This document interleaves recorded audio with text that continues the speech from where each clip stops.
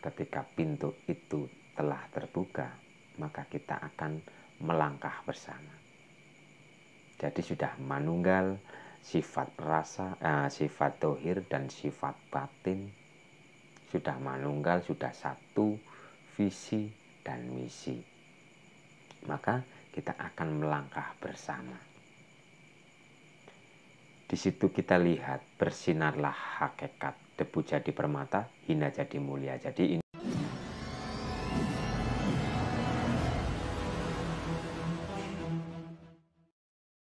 Assalamualaikum warahmatullahi wabarakatuh. Rahayu, rahayu, rahayu. Bapak Ibu, saudara-saudara yang saya kasihi, kali ini saya akan membahas tentang lagu Suci Dalam Debu.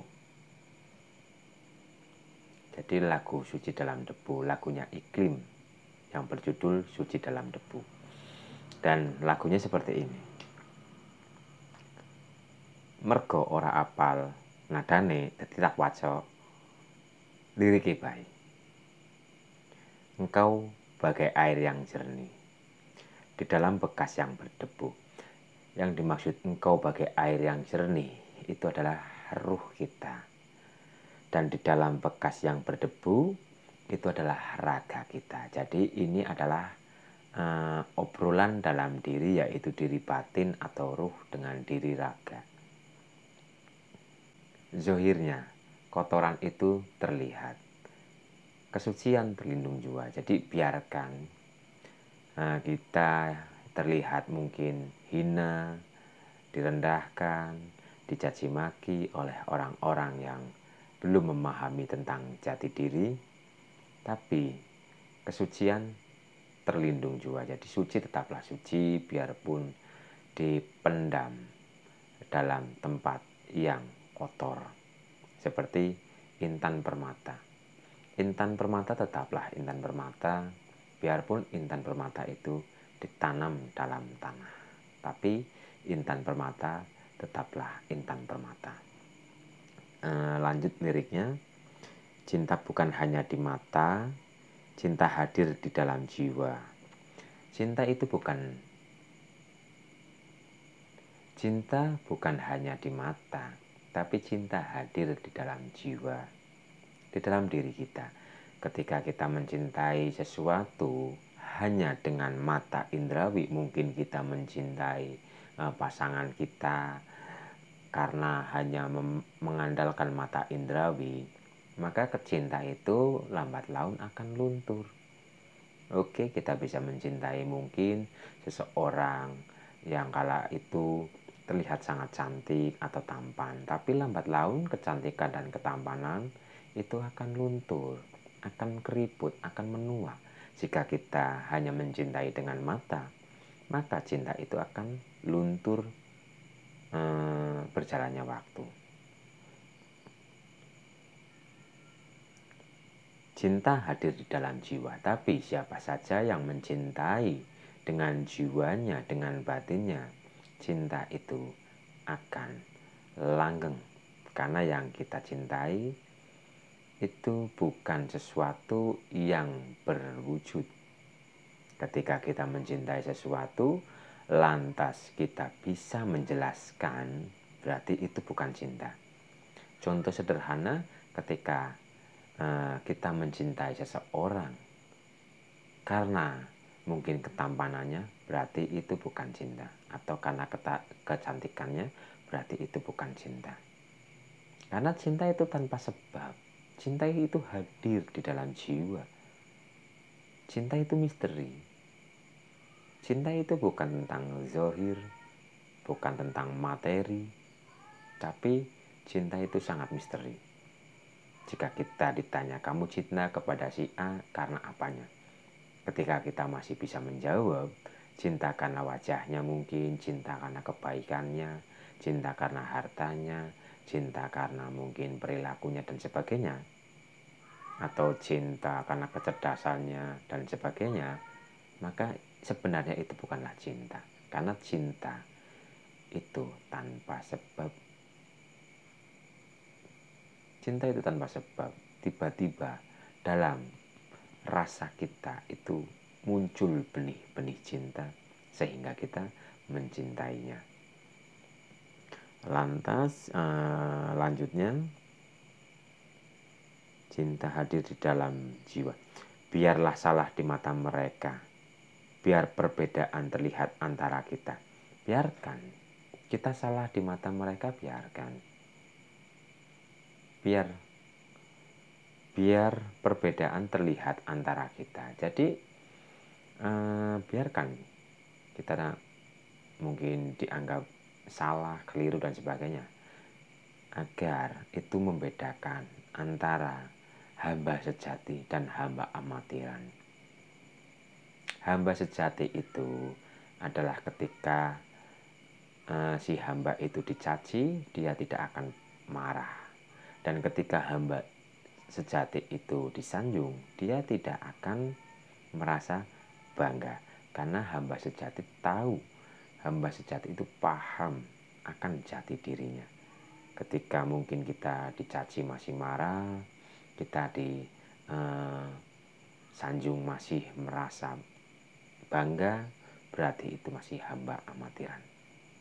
Karena hamba sejati itu sudah tidak terpengaruh oleh itu semua. Jadi biarlah perbedaan terlihat antara kita itu adalah agar terlihat jelas mana hamba sejati dan mana hamba amatiran. Dan lanjut ke lirik, ku harap kau kan terima walau dipandang hina. Ku harap kau kan terima. Jadi ini diri batin yang sedang memberikan pesan kepada diri tohir. Ku harap kau kan terima walau dipandang hina. Jadi diri batin ini sedang berbicara kepada diri tohir kita. Karena diri tohir kita itu dihina. Diri tohir kita itu dipandang rendah. Diri tohir kita mungkin disalahkan, dicaci maki dan sebagainya. Jadi diri batin itu sedang memberikan support agar sang diri raga ini sabar, agar dan diri raga ini menerima dengan ikhlas. Jadi ini adalah obrolan antara diri batin dan diri zahir. Karena diri zahir itu pun mempunyai sifat, diri batin pun itu mempunyai sifat. Dan diri batin di sini itu ada dua, ada diri batin ruh dan ada diri batin jiwa. Di antara ku harap kau kan terima walau dipandang hina, namun hakikat cinta kita yang rasa. Jadi yang bisa merasakan hakikatnya cinta ya orang yang sedang dimabuk cinta. Karena cinta itu sangat misterius dan cinta itu bab rasa. Rasa itu tidak bisa dijelaskan dengan kata-kata. Rasa itu tidak bisa dijelaskan dengan tulisan dan sebagainya. Tulisan, kata-kata itu hanya sedikit mewakili atau menunjukkan bahwa cinta itu rasanya seperti ini. Tapi kata-kata, ucapan dan semuanya itu bukanlah cinta yang sejati. Karena rasa itu hanya bisa kita rasa, atau rasa hanya bisa dirasa oleh sang perasa. Jadi hakikat cinta kita yang rasa. Hanya sang pencinta yang tahu, yang merasakan hakikat dari rasa cinta itu sendiri. Bukan orang lain atau bukan sesuatu yang ada di luar diri. Lanjut. Suatu hari nanti pastikan bercahaya. Pintu akan terbuka, kita langkah bersama. Suatu hari nanti, jika kita bersungguh-sungguh dalam menempuh jati diri, pasti bercahaya, maka kita akan bercahaya karena kita berjumpa dengan diri sejati kita. Pintu akan terbuka, kita langkah bersama. Ketika pintu itu telah terbuka, maka kita akan melangkah bersama. Jadi sudah manunggal sifat rasa, sifat tohir dan sifat batin. Sudah manunggal, sudah satu visi dan misi. Maka kita akan melangkah bersama. Di situ kita lihat bersinarlah hakikat debu jadi permata, hina jadi mulia. Jadi ini ketika sudah wusul ilallah. Di situ kita lihat bersinarlah hakikat.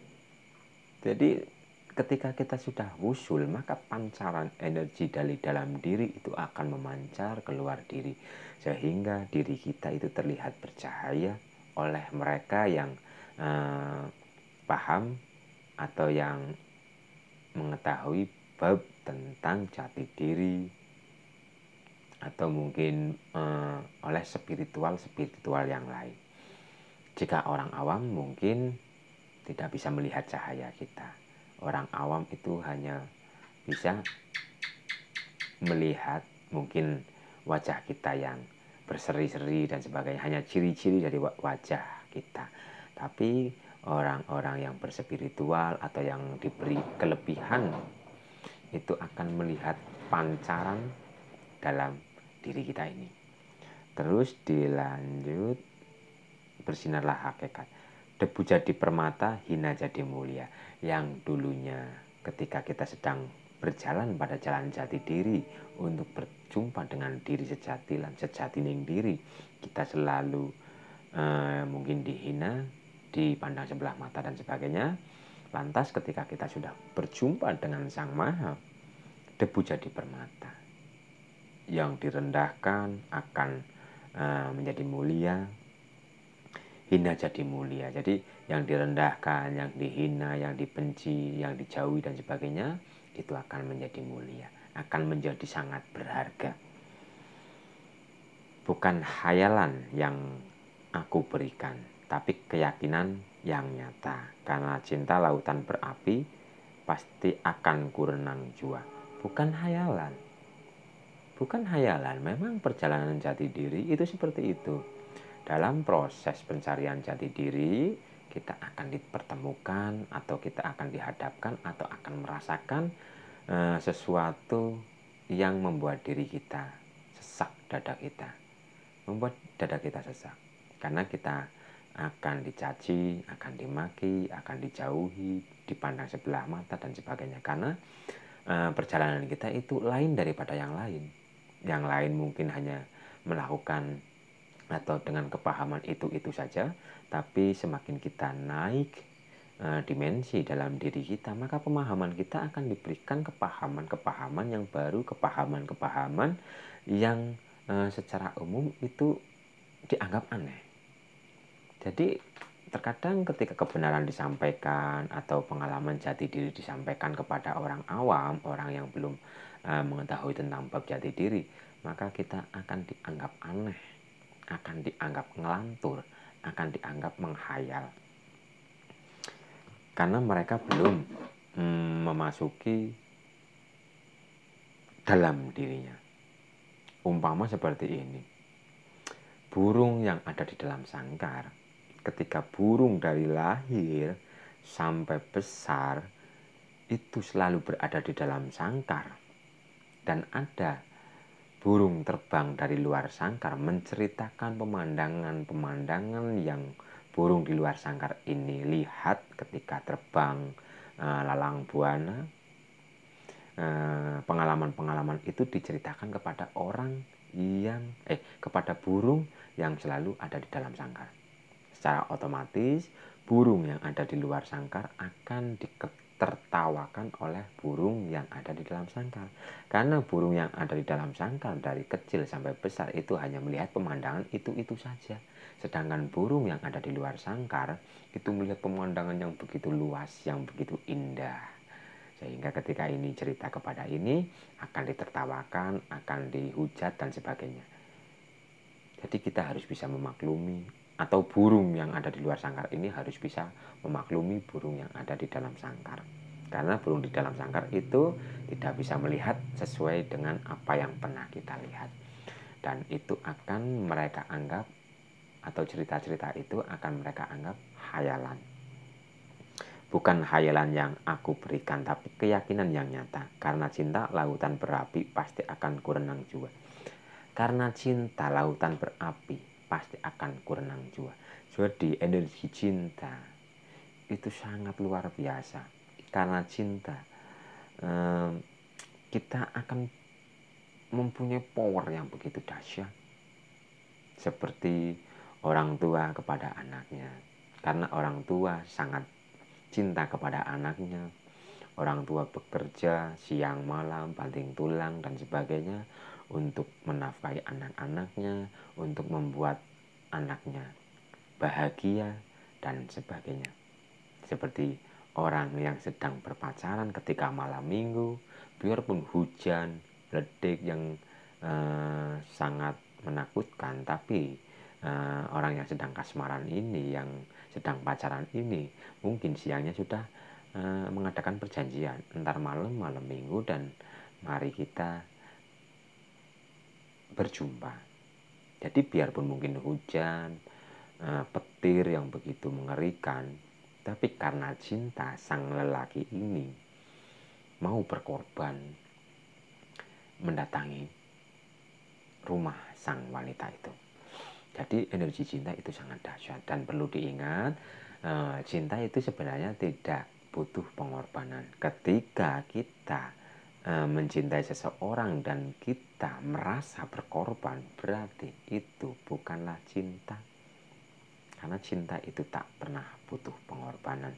Cinta itu tak pernah tersakiti. Cinta itu tak pernah tersakiti. Atau cinta itu tidak menyakiti, cinta itu tidak tersakiti. Cinta itu tak pernah berkorban. Jika kita merasa bahwa diri kita berkorban karena cinta, gagal cinta itu. Berarti itu bukanlah cinta. Itu hanya ego yang diatasnamakan cinta. Karena cinta itu suci, cinta itu bersih, cinta itu misteri. Jadi lagu Suci Dalam Debu itu sedang menceritakan tentang pengalaman jati diri. Pengalaman jati diri dan lagu Suci Dalam Debu ini itu adalah obrolan antara diri batin dan diri raga.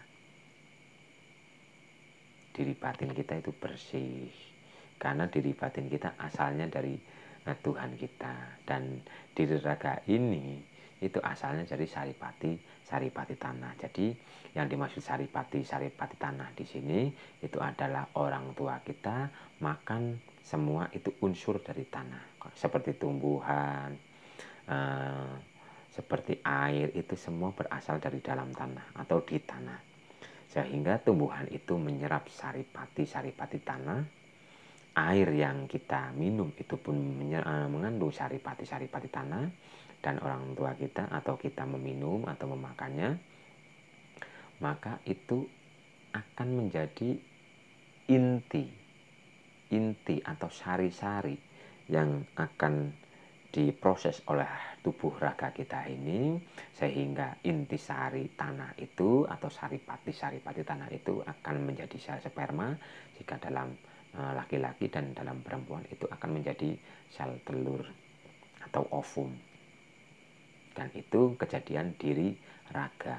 Jadi dari saripati tanah dan saripati tanah itu harus kita kupas lagi, yaitu kita semua makan berasal dari tanah, tumbuhan hidup dalam tanah, akarnya menjulang ke tanah, binatang itu pun berhubungan langsung dengan tanah, apapun itu, dan itu kita makan. Jadi semua itu mempunyai anasir tanah.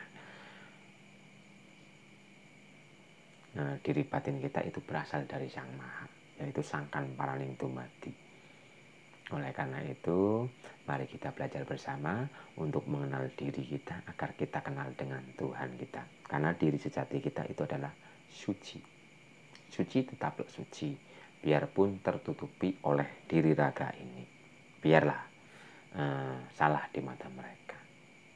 Tapi ayo kita bersihkan diri kita, bersihkan batin kita, bersihkan pikiran kita, bersihkan ucapan kita, agar radiasi energi dalam diri kita atau sel, saraf, partikel, molekul dalam diri kita itu akan berubah menjadi baik. Energi-energi dalam diri kita itu akan berubah menjadi energi kebaikan, energi yang bersih. Ayo kita kenali diri kita agar kita kenal dengan Tuhan kita. Jadi Intinya Suci Dalam Debu atau lagu Suci Dalam Debu itu menceritakan tentang pengalaman jati diri seorang yang sedang mencari jati dirinya sampai wusul ilallah. Sampai wusul ilallah atau menyaksikan Tuhan kita atau mengenal Tuhan kita. Ya, mungkin itu dulu yang bisa saya jabarkan, dan semoga kita semua selalu dalam lindungan Tuhan kita. Semoga kita selalu diberi rezeki yang berlimpah, diberi rezeki dari arah yang tidak disangka-sangka, dari segala penjuru. Semoga yang sedang sakit secara tohir maupun batin diberi kesembuhan, yang sedang kurang harmonis dalam hubungan keluarga atau pertemanan atau bisnis dan sebagainya, semoga akan menjadi harmonis. Yang mungkin sedang mempunyai permasalahan, semoga permasalahan itu akan diberi jalan keluar oleh Tuhan penguasa alam semesta. Jangan lupa dekatkan diri kita selalu kepada Tuhan pencipta alam semesta. Oke, sudah dulu. Assalamualaikum warahmatullahi wabarakatuh. Rahayu, rahayu, rahayu.